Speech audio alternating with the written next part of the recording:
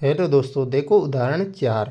एक मछली घर घनाभ के आकार का है जिसके बाह्य माप 80 सेंटीमीटर गुणा 30 सेंटीमीटर गुणा 40 सेंटीमीटर है। इसके तल, पृष्ठभाग वाले फलक और पीछे वाले फलक को रंगीन कागज से ढकना है। आवश्यक कागज का क्षेत्रफल ज्ञात कीजिए। तो देखो, इस उदाहरण को करने के लिए हम एक घनाभाकार मछली घर लेते हैं। तो यह है एक घनाभाकार मछली घर। देखो, इसकी जो आपको लंबाई दे रखी है वो दे रखी है 80 सेंटीमीटर, चौड़ाई जो दे रखी है वो दे रखी है 30 सेंटीमीटर और ऊंचाई जो दे रखी है वो दे रखी है 40 सेंटीमीटर।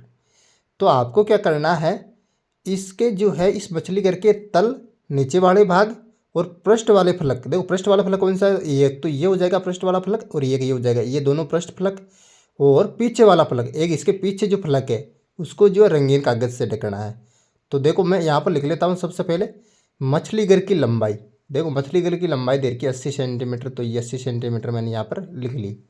अब देखो, मछली घर की जो चौड़ाई दे रखी है, मछली घर की चौड़ाई यानी कि बी जो दे रखी है वो दे रखी है 30 सेंटीमीटर, तो ये लिख दूंगा मैं यहाँ पर 30 सेंटीमीटर।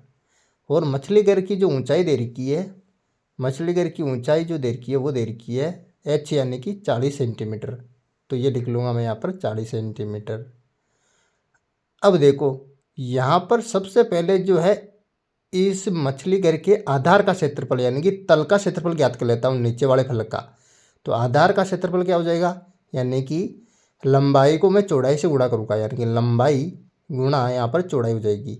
तो बराबर का चिन्ह, लंबाई कितनी है 80 और चौड़ाई कितनी है 30।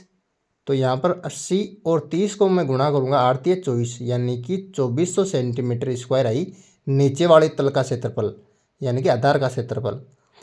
अब ये बोल रहा है कि पृष्ठभाग वाले फलक का, यानी कि एक फलक का निकाल रहा हूँ मैं अभी, पृष्ठभाग वाले फलक का क्षेत्रफल यानी कि एक फलक का क्षेत्रफल निकाल रहा हूँ मैं।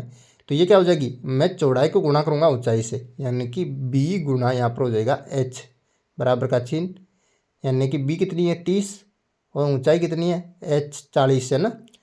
तो 30 को 40 से गुणा करूँगा, 3 चौक 12 यानी कि 1200 सेंटीमीटर स्क्वायर आ गया एक पृष्ठ भाग वाले फलक का क्षेत्रफल। अब इसके पीछे जो फलक है उसका क्षेत्रफल ज्ञात करेंगे, यानी कि पीछे वाले भाग का फलक का क्षेत्रफल। तो उसका क्षेत्रफल क्या हो जाएगा, यहाँ पर जो है लंबाई गुणा चौड़ाई हो जाएगा, लंबाई गुणा ऊंचाई, यहाँ लंबाई गुणा ऊंचाई होगा उसका, है ना, बराबर का चिन्ह 80 गुणा यहाँ पर जो है 40 यानी कि 8 चौक कितने हो गए 32, यानी कि 3200 सेंटीमीटर उसका हो गया पीछे वाले फलक का यहाँ पर क्षेत्रफल।